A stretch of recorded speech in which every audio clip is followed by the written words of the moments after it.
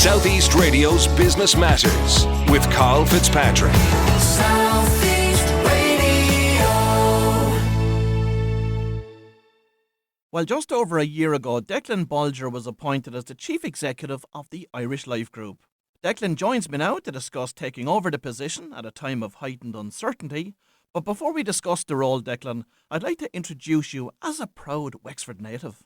Hi, Carl. Thanks for having me. I am indeed. I grew up in Wexford. Initially, I grew up in Curracloe. I lived out in lovely sunny Curracloe until I was about 12, and then myself and the family moved into Ferrybank, just over the bridge there in Wexford town. When you finished school in St Peter's College in 1992, you commenced your actuarial studies. But what interested you about this particular career path? Yeah, it's an interesting one. Like, I think in St. Peter's, I was very into maths and I was very into physics and the science subjects. But what I liked about maths, I think, was not so much the maths itself, but was using maths to solve problems. So I did a bit of research, and I think things like engineering were kind of options for me, but then discovered the world of actuarial science, where effectively you're using maths to solve business problems. What experience did you garner once you had completed your studies? Yeah, well, I suppose I went from Peters and then into Bank of Ireland Lifetime at the time. And what you did was that you actually worked at the same time as studying for the Institute of Actuaries exams. So it's kind of a great apprenticeship. You go into the company and you work in all different areas. You work in product development, you work in finance, you work in IT. So as well as getting the kind of the technical background through the exams, you're actually getting a real experience of working in all parts of the life assurance company.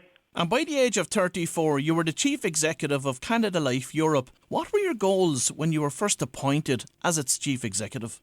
Yeah, with Canada Life Europe, I think it's a company that actually was involved in the team that set it up back in 2000. And what that company was, actually, it grew out of Canada Life Ireland. And we established a company which would be based in Ireland, which would actually sell and advise German customers on their pensions and their life assurance and protection needs. So that company really started from a standing start. What we saw in Germany is that actually Germany is funny. It was a country which is kind of very advanced in many industries, but actually in the life insurance industry, the products are still quite homogenous and not as modern as the products that would have been sold in Ireland and the UK. So effectively, the knowledge that we had from Canada Life Ireland, we launched a company in Germany selling kind of flexible insurance products through brokers in Germany. So we're involved with that since 2000, originally kind of in the product development, the actuarial and financial areas. And then in 2009, I would have taken over as the CEO of that company. So really, in terms of the goals going into it, it would be to kind of keep the strong growth going. That we would have had very steady, strong growth from 2000 up until 2009. Now, it was interesting, I think, to make a habit of taking over as CEO in turbulent times. So as a kind of an Irish company selling in Germany in the middle of financial crisis, we had to do a lot to convince Germans who were actually retreating to safe havens of traditional German companies that we were still a good proposition. So we were in a very strong place because, like Irish Life, we have a very strong parent, Great Western Canada.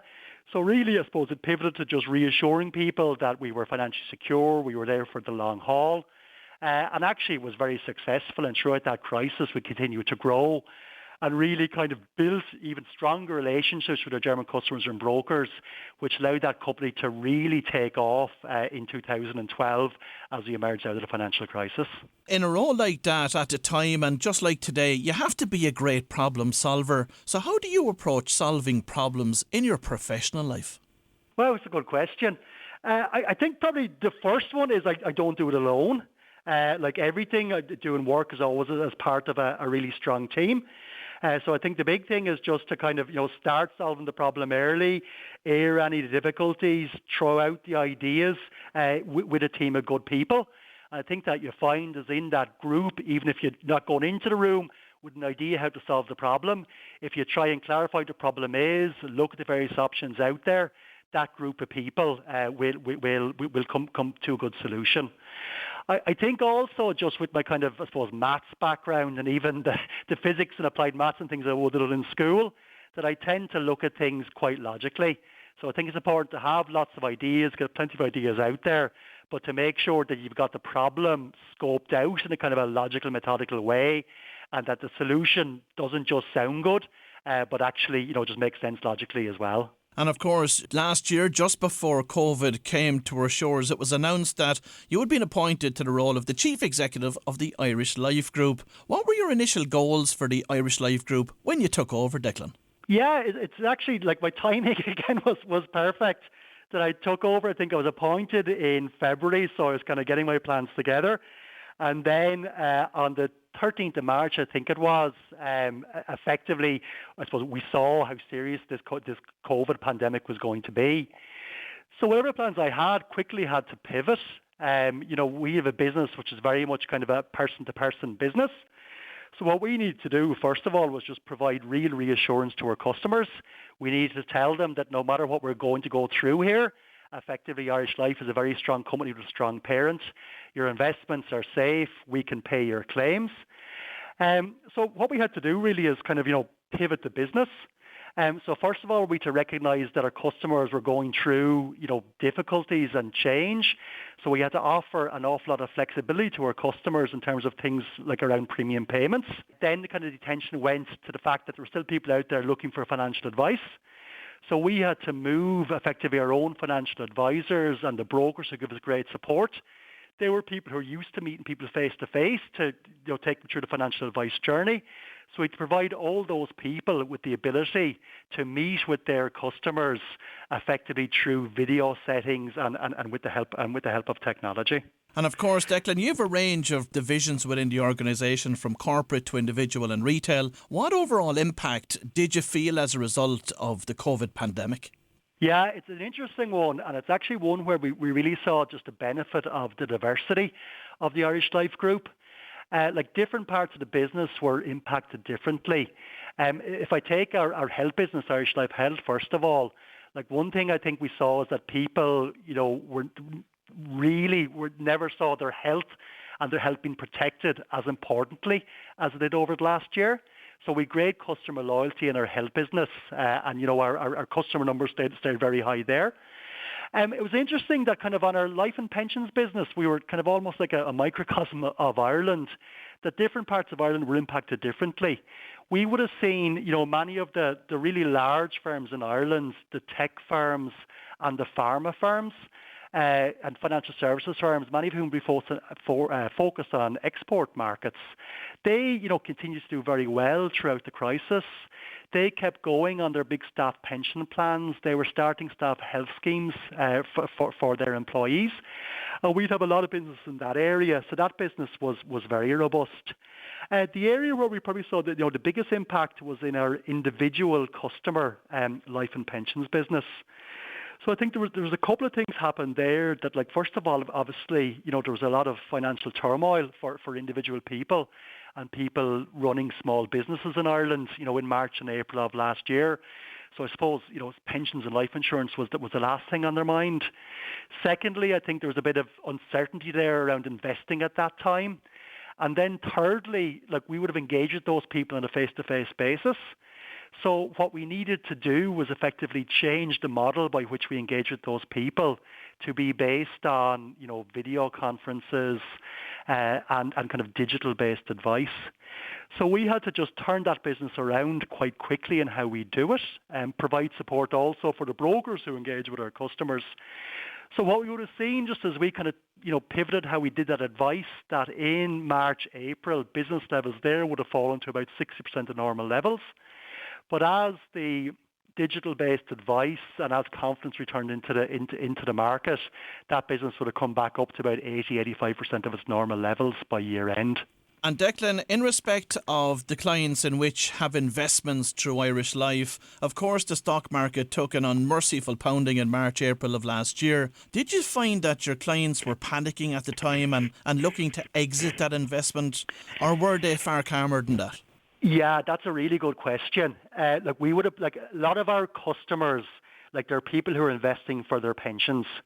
So they're investing for a 30, 40-year time period. And in that period, you're going to see many ups and downs. But the important thing is to look at the overall long-term return. So really, I suppose a key part of why we wanted our customer services lines to be open in March and April were to encourage people, not to do anything knee-jerk, to take a look at the longer picture and to stay with their investments. And of course, the reputation of life insurance companies is very much grounded in ethics. What is your own approach to ethics within the Irish Life Group? Yeah, no, it's an important one. Like, customers are, saving with us for 30, 40 years time periods. Like, we have to pay out claims to them in their most difficult times in their life. So it really is important that customers, have trust in the life insurance companies. So there's a couple of things that we do. One is that kind of all life companies would have this, that there's kind of a three-line kind of governance system. So you'd have effectively, a management running the company. And then kind of independent from that, you would have kind of a risk and compliance section. And the risk and compliance section would effectively be challenging management continuously, that what we are doing, we are compliant effectively with all legislation, we're having an appropriate risk culture, we have the customer at the centre of all that we're doing, and that we're behaving ethically. And then on top of that, you'd have a third level, which is internal audit, which would come in to make sure that the two layers below that are operating correctly. What we'd also do, and I suppose it's a really crucial one, is that at the point of advice, we need to make sure that our advisors are advising customers in the customer's best interests. So we would again have that second line compliance function, would be looking at reviewing the financial advice that our advisors are giving customers to making sure that it is appropriate and that it is in the customer's interests. And Declan, where do you see the opportunities for growth in the future for Irish Life?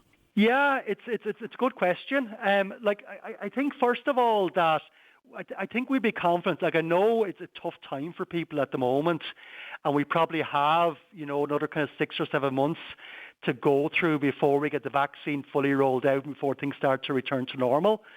But like, the general kind of dynamics in Ireland are very strong. Like, there's large parts of the economy that continue to do very well. And I think when you kind of start to see retail and hospitality opening back up, what you'll see is the kind of the positive impact of the areas that have stayed strong. That kind of income and wealth will start to spread quickly throughout the economy.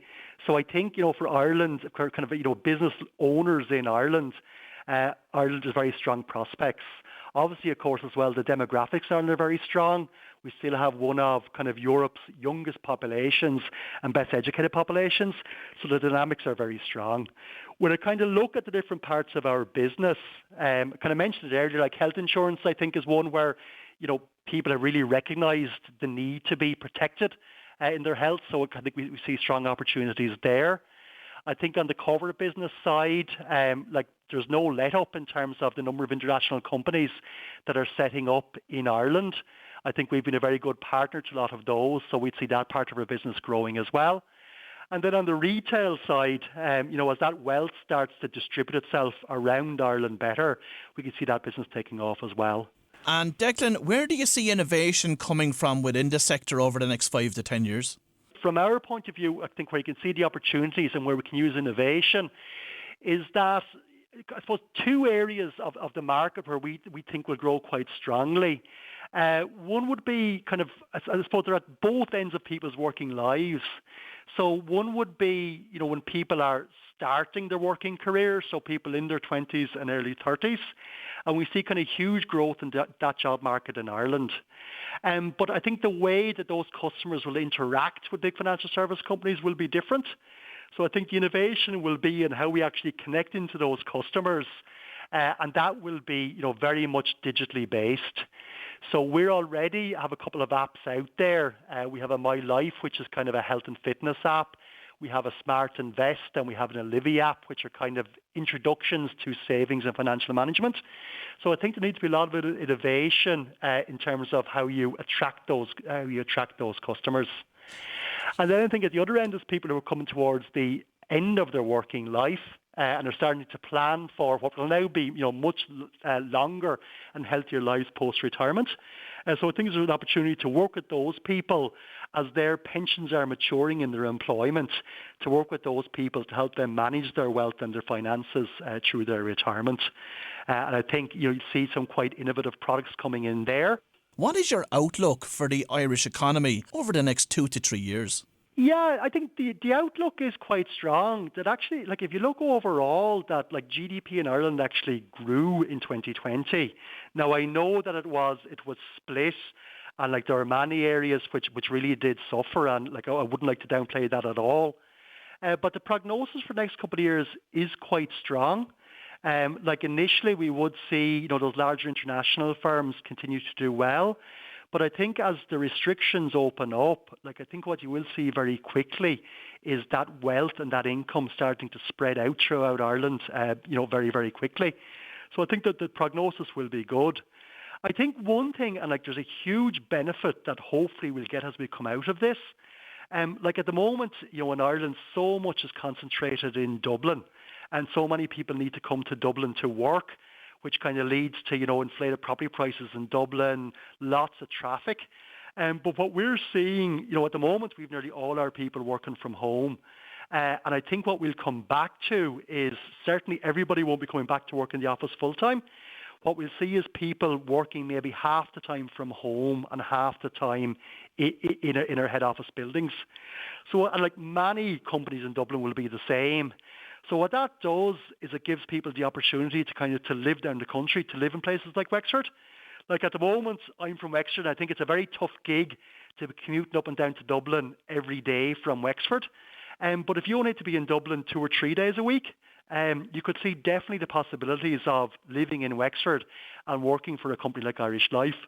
So what you'd hope to see as the economy recovers, that you'd actually see it, spreading out all across Ireland. And I think there's a real opportunity to do that, and particularly as people are going to move to kind of hybrid working models where they all won't be sitting in offices 5 days a week in the centre of Dublin. Well, Wexford man Declan Bolger, the Chief Executive of Irish Life Group, many thanks for joining us on this morning's show. We wish you every continued success in your role.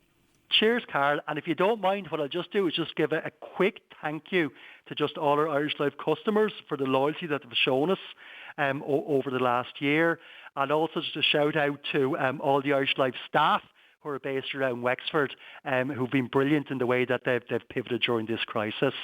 And also, of course, to the many brokers in Wexford who continue to support Irish Life very well. We really do appreciate all of your support. Southeast Radio's Business Matters with Carl Fitzpatrick. Southeast.